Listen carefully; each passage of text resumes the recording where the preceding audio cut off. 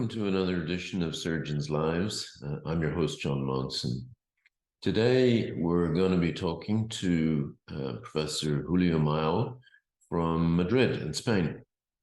Julio, I've known for a number of years and is probably best known around the world for his engagement and indeed his initiatives and innovation in the space of social media.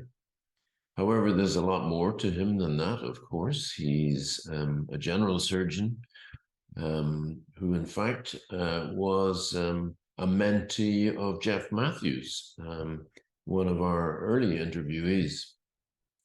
He's been heavily involved in publishing over the last 20 years or so, and is a casual but really very skillful photographer as well. His latest interest is, of course, in artificial intelligence. AI looks set to challenge the world of publishing as well. So let's settle down and listen to his story of stuff that matters. I'm John Monson, and this is Surgeons' Lives. John. Julio, how are you? Very good, and you? I'm good, thank you. And thanks for taking time out of your day or your evening now to join. I've interviewed surgeons from around the world, and it's a great pleasure to have you join us today.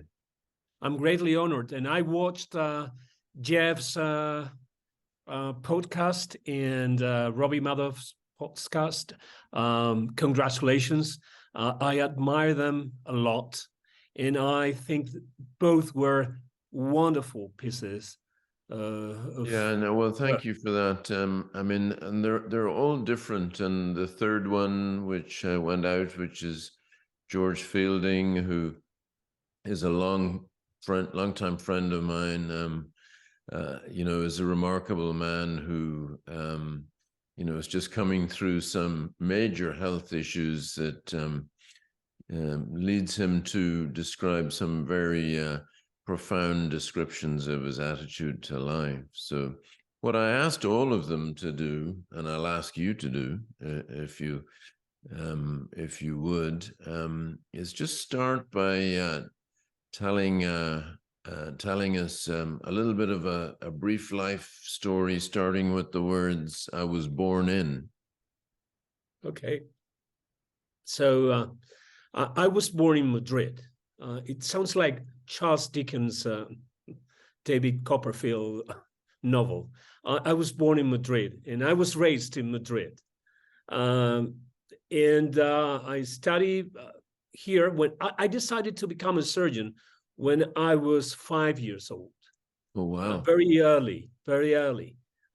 With no tradition in my family. I'm a dirty blood surgeon. But for some reason, probably the American TV series or whatever, I decided to become a surgeon. And apparently I succeeded. I studied medicine in Madrid. And when I was a third-year resident, I met Julio Garcia Aguilar. Julio Garcia Aguilar trained at my hospital, and he was senior to me. He was this inspiring figure I always heard stories about. But I met him in 1993. I was a third-year resident.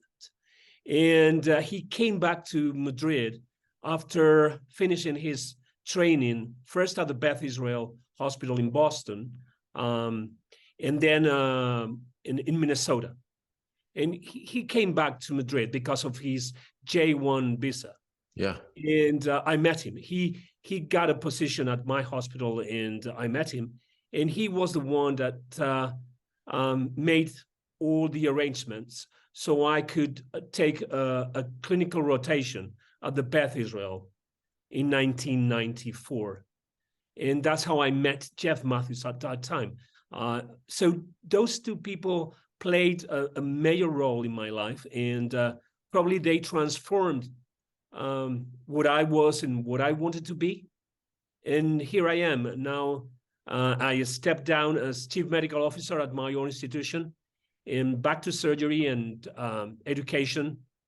And as a whole, I think that I have had a good life, a good career, and I'm very happy with the decisions I made when I was 5 years old. Yes. Yeah, I think you certainly hold the record as the youngest decision maker I've interviewed yet. So what was it about those two individuals that that made them so remarkable to you? It's difficult to tell. In retrospect, now it's very difficult to tell you, because sometimes you see things you cannot explain, but there is something. Those people had something. Those two remarkable surgeons had something that changed the way I looked at problems and what I wanted to be in life as a surgeon, because I met them when I was a third year and fourth year resident. But both of them were very focused, very decided to do things that changed how patients were approached first and then taken care of later. Both of them paid a lot of attention to detail, and intellectually they were very challenging. That's something that impressed me a lot. They were extremely challenging. Probably that's the Beth Israel thing, Bill Silen's legacy somehow, because both of them trained under Bill Silen at the Beth Israel. I didn't meet Bill Silen, but both of them had this flavor. Yeah. And they were very thoughtful. Their analysis of things was very appealing to me. And I have tried to imitate them, and I failed, but I tried. I give it a try. Yeah, I mean, I think they are very different individuals in many respects. But I've always thought that they shared a couple of characteristics, and probably the most obvious one to me is they're both seriously intelligent people. And I don't mean a high IQ, but they are true students of what they are doing, and are very thoughtful and serious minded. Now, that doesn't mean that they're sort of dull and dour at all. Quite the opposite. Jeff has his music side, and Julio spends an unnatural amount of time riding a bicycle.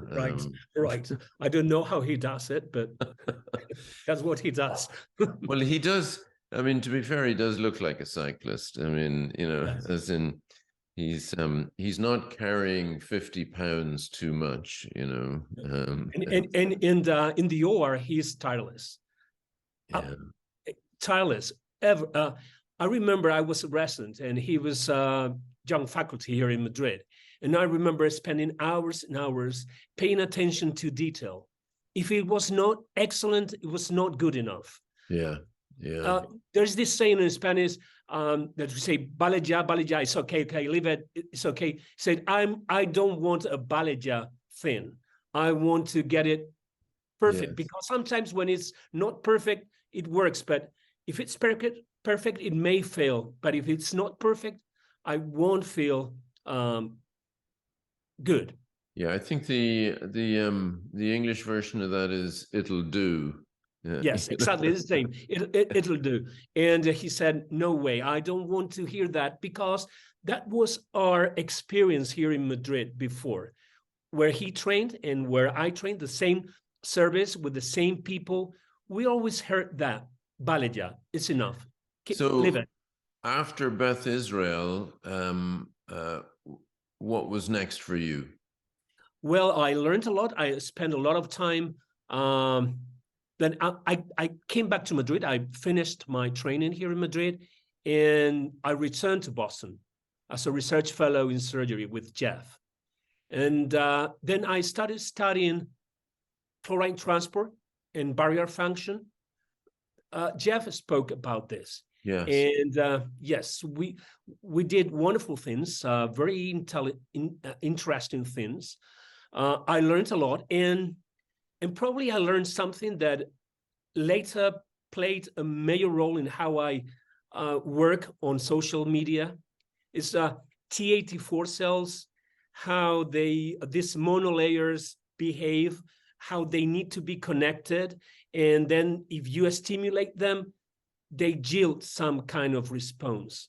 And in retrospect, it played a major role in how I look at social media and how I look at people connecting and being able to transform ideas into projects and interesting results.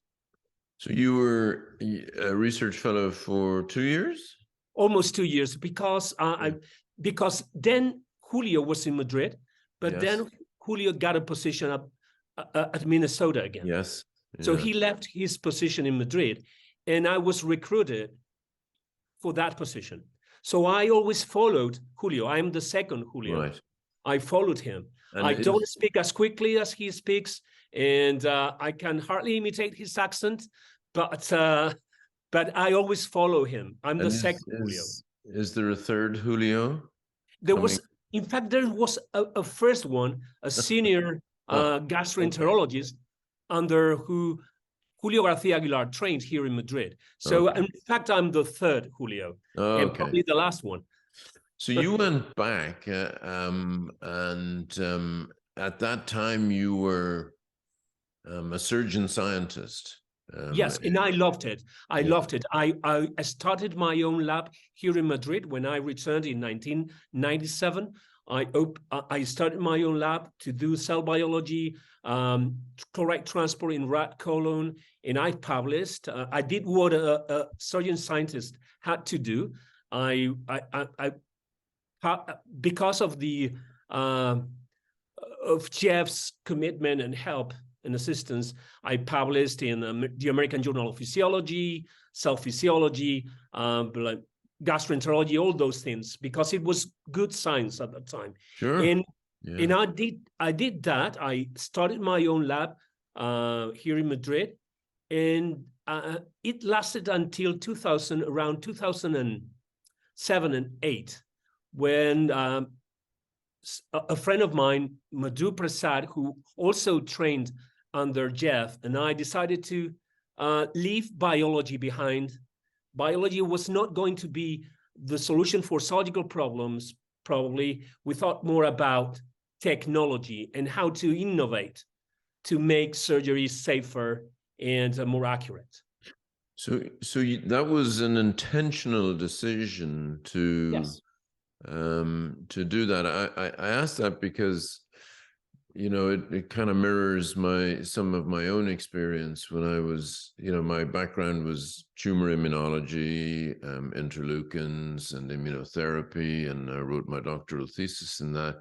And when I was a chairman in England, I set up a lab, etc.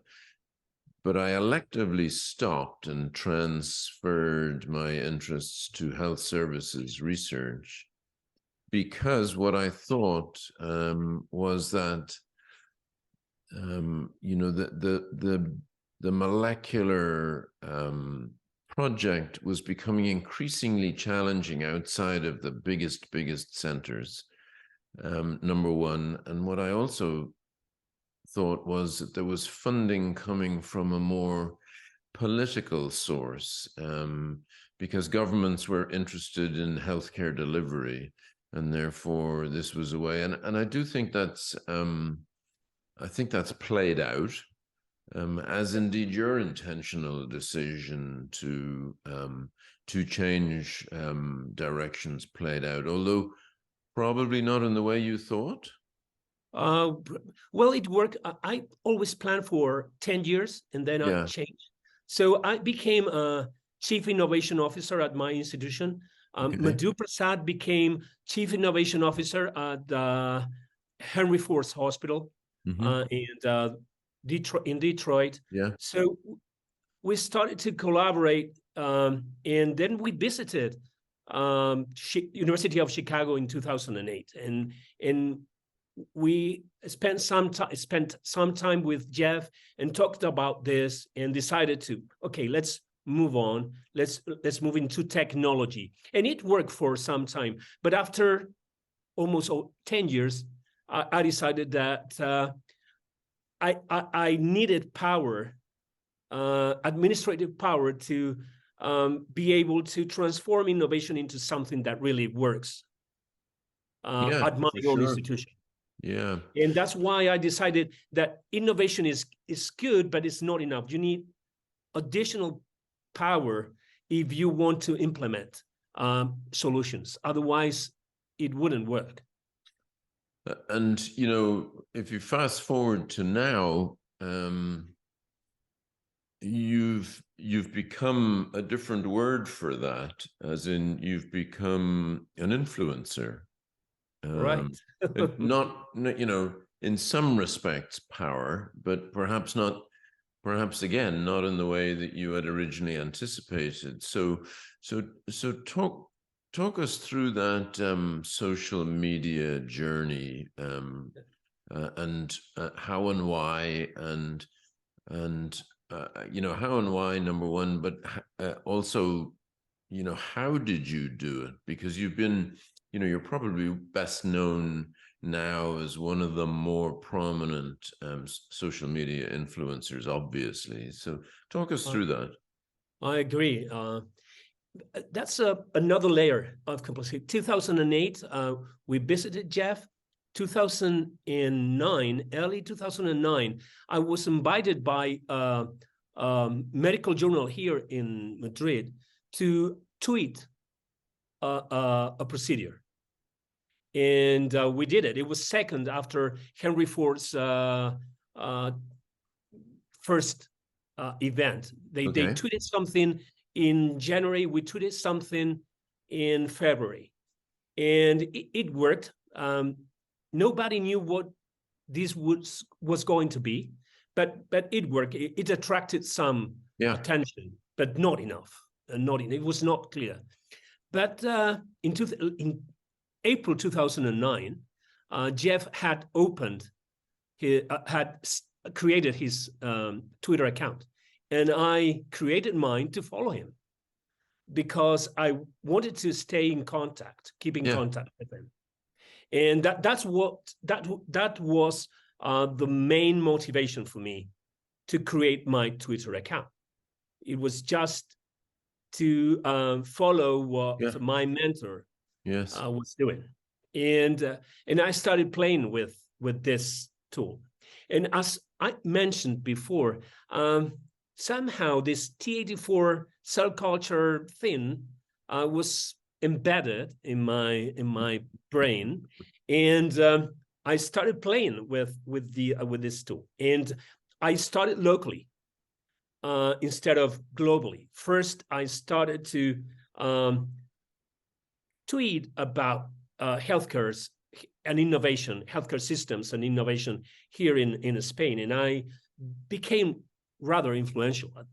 At that time, I was the Chief Innovation Officer at my institution. So being on social media and at the same time challenging the system was well perceived and seen by administrators here, because it was new and it was open for experimentation. But then I became more interested in how to disseminate ideas and research. And then I started looking at how being first active, second to infect the network with interesting ideas could pay off, because the number of followers increased dramatically. And all of a sudden, 2016, we started to use this hashtag colorectal surgery first with Richard Brady, and it became a big success. I think that surgeons were waiting for something like this. We need to connect. We are, although people tend to judge us as antisocial, we are extremely social. Surgeons are extremely social. We need to connect. We use that connection to learn, and then we apply knowledge to solve problems, real life problems, and we see the immediate impact. We get immediate feedback when we make decisions. So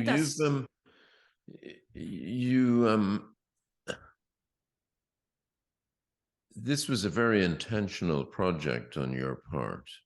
Yeah, although it was not written down, but it was clear in my mind that first I needed to connect with people who are leaders in the field, who I know.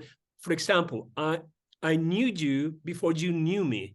Yes. I followed your presentations at the SSAT for years. Yeah. But we had never interacted at Sure. any. No way I would approach you in person, because I always fear that my English is not good enough, that I don't have anything meaningful to say, or my questions are not good enough to interact with you. But here with Twitter, with my phone, this is my place. Yes. I can write something down. If you don't like it, you don't reply. I really don't care. I don't feel somehow frustrated.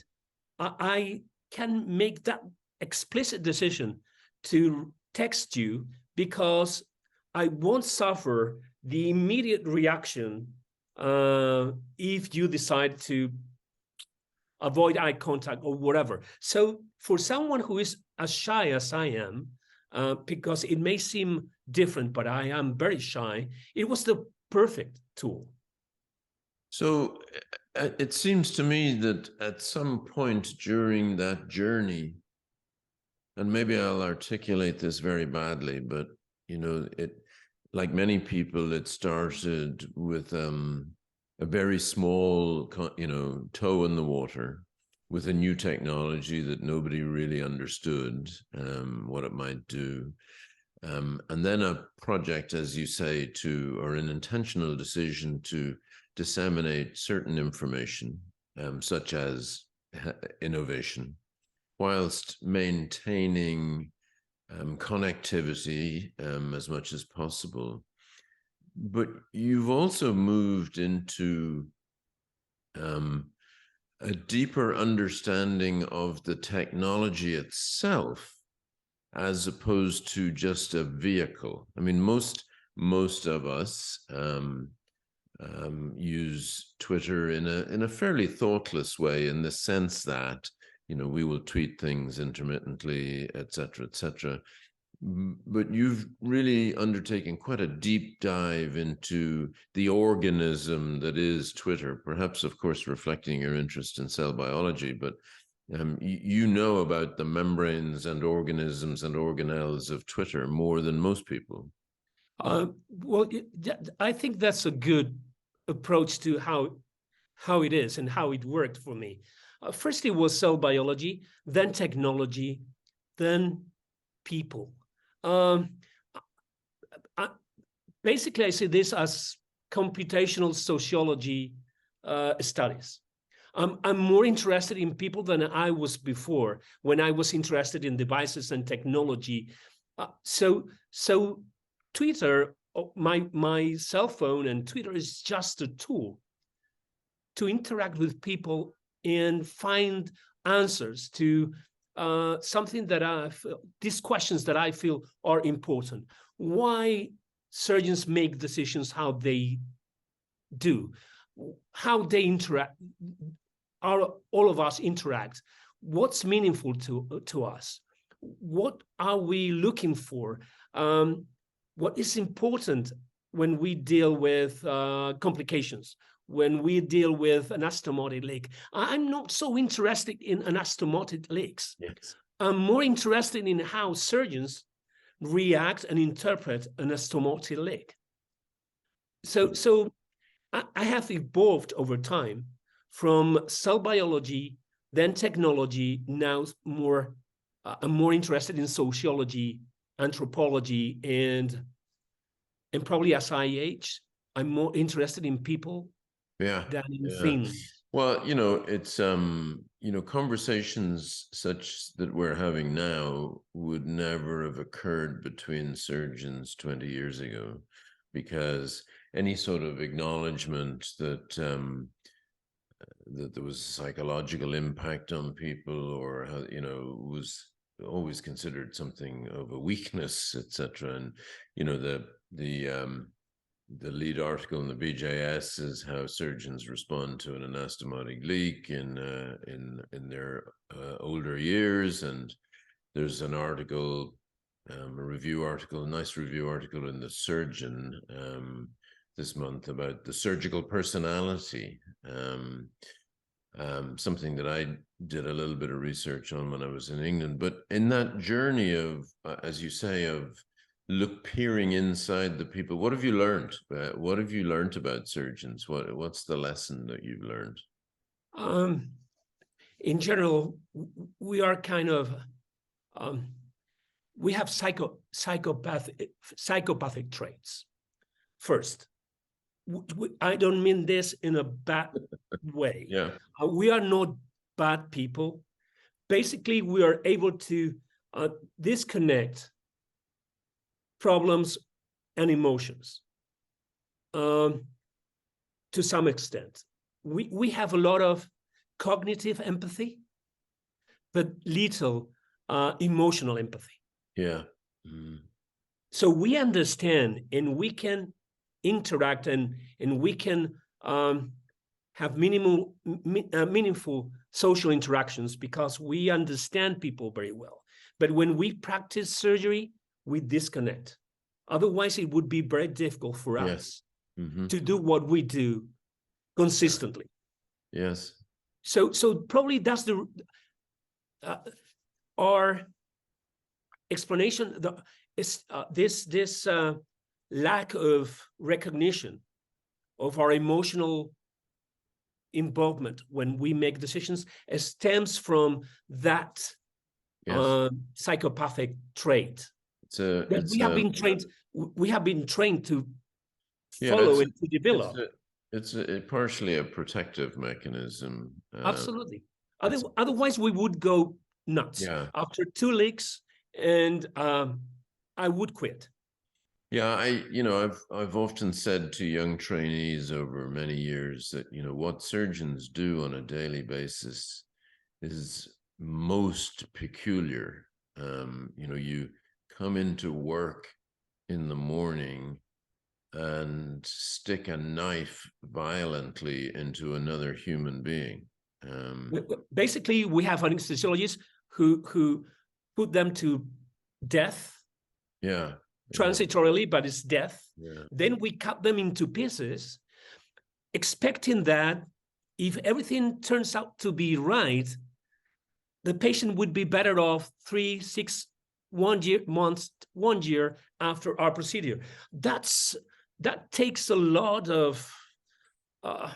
It does, and I've also one of my pet peeves also, which is just a recognition, is that when the surgeon loses a patient, the remark made is, "Oh, that guy killed that patient." When a medical doctor loses a patient, they go, "Oh, it's very sad that man died." It's one is considered to be an act of commission, and the other is a natural event that could not be prevented. And that has to have an impact on surgeons' personality, I think. Well, we live this daily. We face these challenges daily. I'm sure we have wounds and we have scars. Yeah. We have, and I can never forget this patient that I made this decision and it failed, it didn't work. I go to sleep, even 20 years later, I remember that patient. I remember that decision. I would do whatever is necessary to reverse that decision that I made. But at that time, I had to make that decision and live with the results. Well, now, so social media is developed in ways that nobody really anticipated, and I'm sure we're just scratching the surface of it. We'll come on to, I'm going to ask you in a minute or two what you think about AI, but before that, what I want to ask you is, one of the unintended consequences of this has been the nastiness in social media, the trolling, and I don't want to use the term fake news, but deliberately malignant assaults on people, etc. What's your thinking about that? Because it never, in the absence of social media, people used to argue and be nasty to each other, but it was always confined to, a patient once said to me, who was a tech guy, he said, in the past, when I went to the hospital, and I was annoyed with the nurse, I would go home and tell my wife. He said, now I tell 10,000 people on Facebook. And it's different, but there's a nastiness that's developed in social media. What's your stance on that? And I've been very fortunate in some instances, although because of the COVID pandemic and because I appeared on national TV almost every weekend for a couple of years, I received live threats, and it was really difficult to deal with those threats at the beginning, but then I learned to manage them. Social media enhances virtues and all these bad things. Human nature, after all, that's what we are and how we are. We hide it because education helps a lot and civilization helps a lot. That's what we have been able to do. We have democracy, so we can replace a government instead of killing the emperor in Rome. So we have become civilized. But after all, that's just a layer.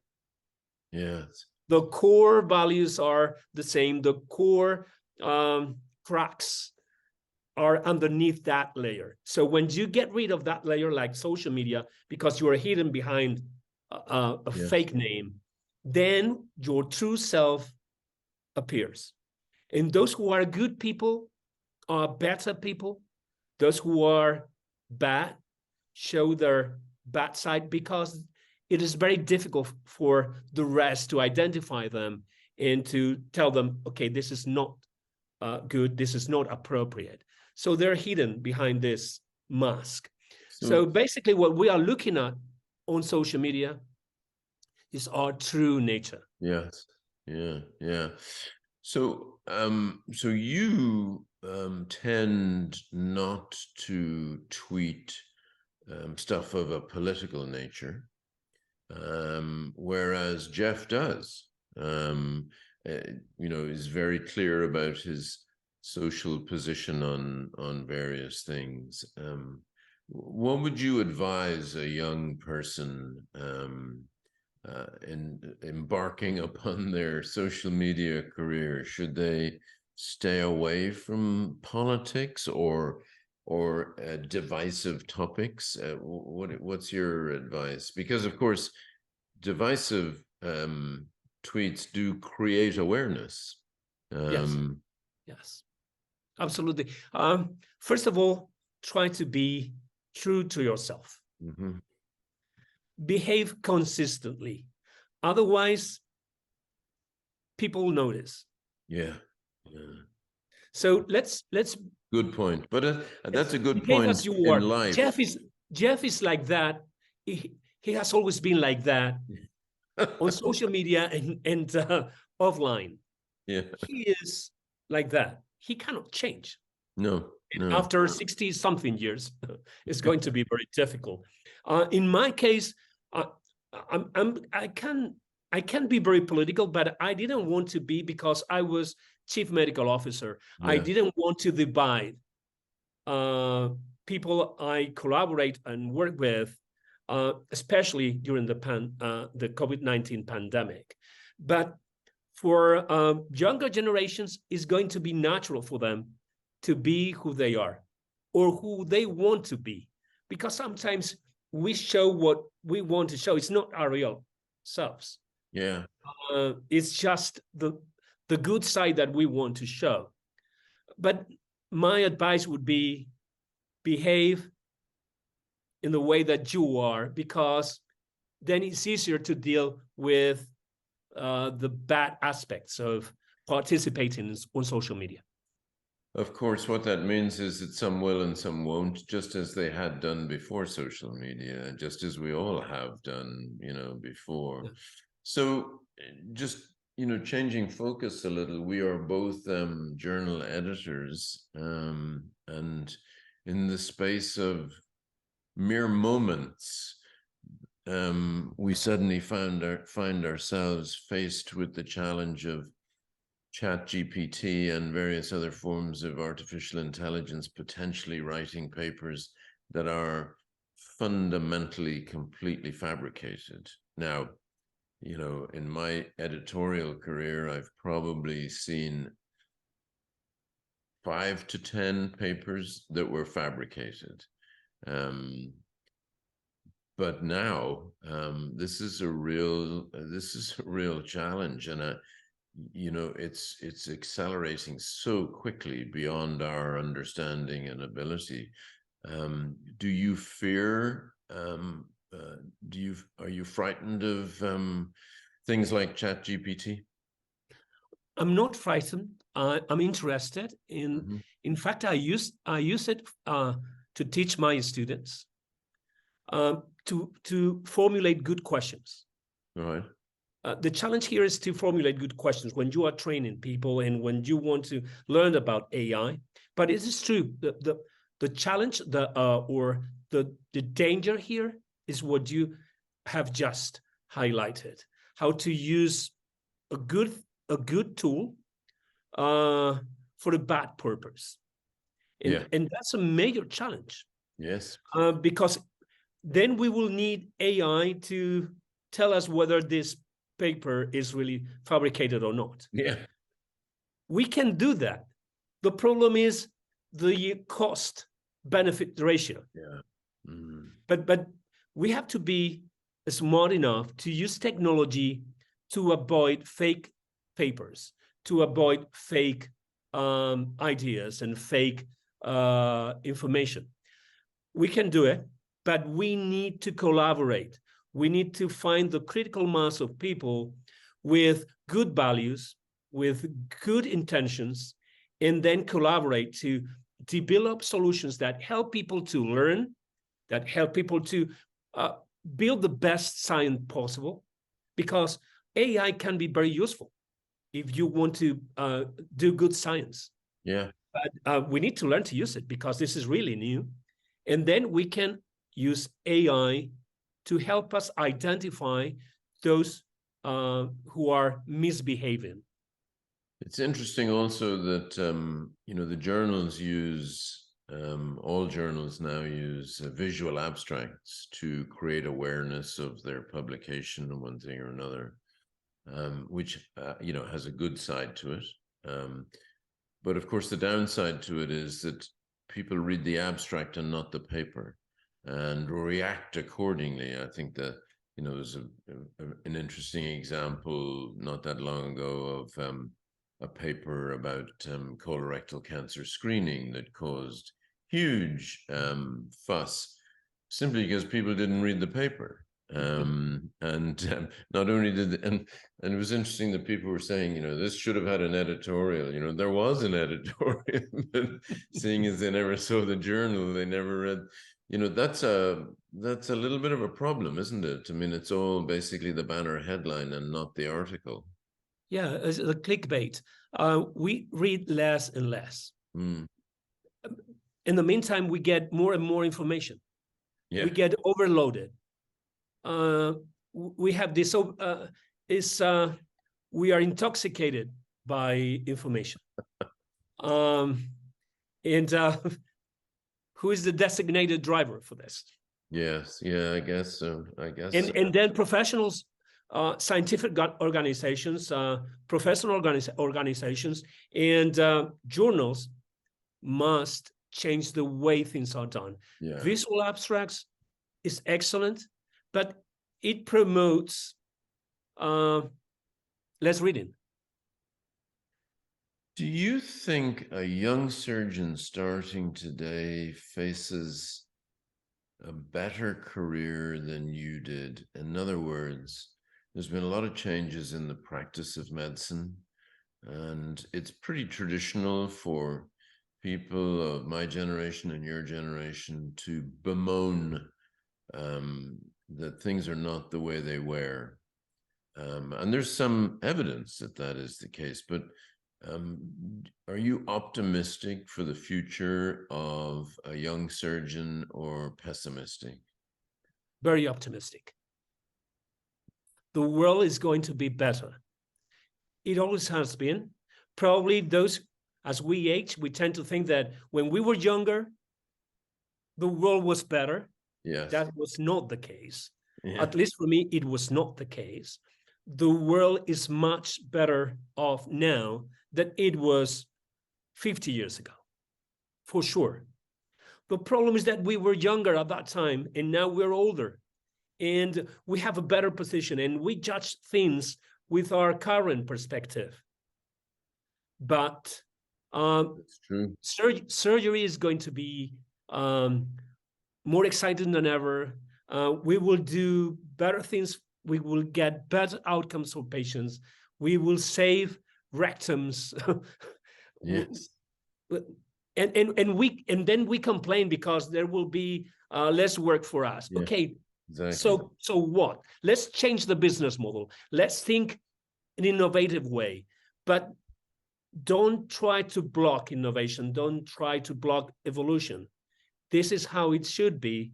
Yeah. Let's make it better, not less. Let's make more, because we still live in this industrialized society where more equals better, and that's wrong.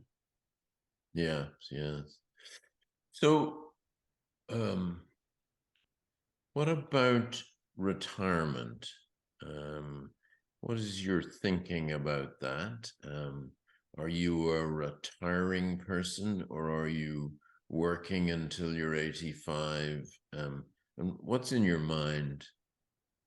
I will work, but for different reasons and in a different area. I'm not pursuing surgery until I am 84 because that's the only thing I can do. There are many exciting things in life that we can experience and that we missed because we were very busy in the OR doing our procedures. There are things out there, art, literature, painting, and most importantly, human interactions. I want to know more people. I want to share ideas with them. I want to be able to discuss complex issues, although I may be wrong, but I want to learn. Sure. If I learn, I feel really excited and I want to do more. Not only just technical things. I want to discuss with people how to improve the world for the generations to come. So, so when you're in your average workday finishes or your work week finishes, what is outside of work for you these days? What do you do to decompress, to have fun, to just relax? Yeah, I write novels, although I only published one in 2015, Right. which is about HPV surgeon. As a colorectal, I always looked at HPV surgeons as those sophisticated people who do pancreatectomies. Okay.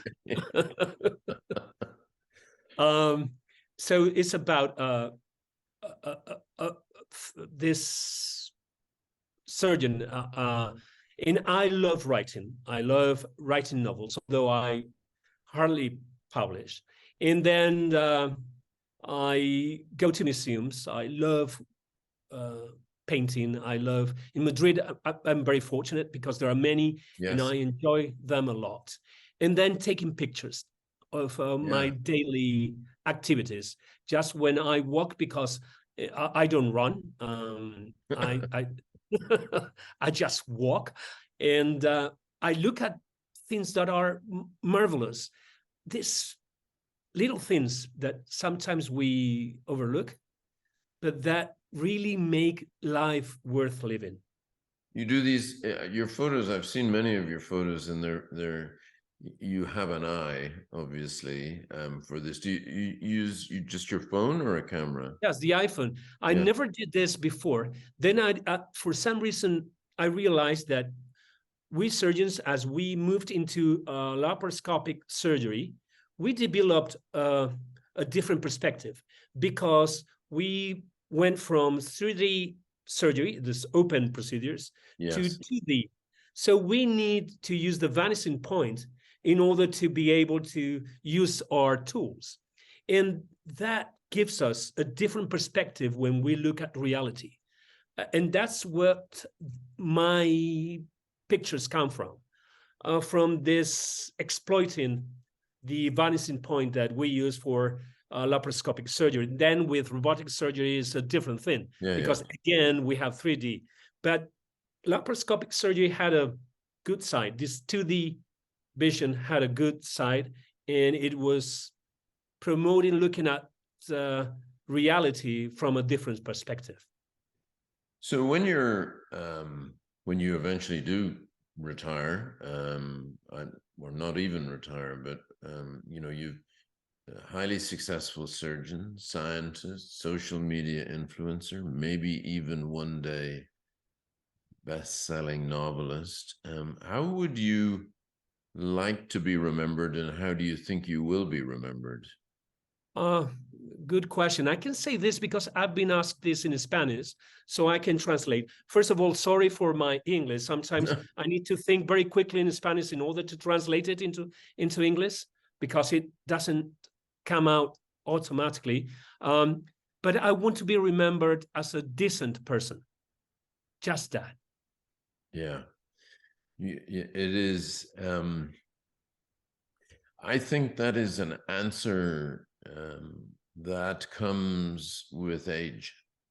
I think that is, I suspect that's not the answer that many 35-year-old ambitious surgeons give at 35. I mean, there will be some, but it is, I find that interesting that I'm sure it's something that comes with age, that you realize that that is under the heading of stuff that matters, whereas 250 papers with a high citation index is not stuff that matters. Probably even my younger self would have said, I want to be a surgical superstar. Yeah, for I sure. want to be Jeff Matthews. Jeff Matthews is a very decent person, but I wanted to be that imaginary figure that it was larger than life, or Julio Garcia Aguilar, larger than life surgeons. I want to be that. And I tried hard and I worked hard to be that. But now I want to be remembered as a decent person. So anything on do you have a bucket list or not? No, I No, don't. you're No. content to take the experiences as they come along. And I think I know the answer to this, but do you have any regrets? No. No, I made decisions at the right time. I failed. I made wrong decisions, but it was what I had to do at that time. In retrospect, there is no way to judge what happened in the past with my current experience. So, and one other question I feel obliged to ask you, which is how have you reconciled Julio's, the other Julio Aguilar, his support for Barcelona as a football team? This is a very challenging thing Yeah. to experience with him. Yeah, sometimes life is not perfect. And well, I don't like football very much, but I prefer to win. That's why I'm a Real Madrid fan. I once gave a presentation with Julio, and I included it was talking about evidence base and what people believe, which is the basis of people believe what they believe rather than what the evidence tells them. And as I pointed out to him, I know for certain that Manchester United is the best football team in the world. The evidence doesn't necessarily support it, Yeah. but it's enough to make me convinced. Well, there's a very interesting lecture by Jeff Matthews and on truth and Yes. he spoke about this. And he speaks about evidence-based medicine being an incomplete epistemology. And that happens in life. That's the common thing. And that's For the sure. natural thing Yeah. for us. And the whole science, the whole territory of implementation science as well is a fascinating thing. So Julio, listen, I want to thank you so much for spending some time on for us to do this. It's been a joy to talk to you. It's been illuminating and thought-provoking. If we never see your face again, we will certainly read about you on the Twitter sphere, et cetera, et cetera. I want to thank you sincerely. It's been a great joy. This will come out in the next few weeks or a couple of months potentially. We're ahead of this, and I hope you'll enjoy it, and be interesting to see how people react. Thank you very much. And it was quite a challenge because it's difficult for me to express sometimes complex ideas in a different language, in English. Well, but as you and I have discussed before, your behind the door translation is better than mine from English to Spanish, as you well know, etc. Thank you.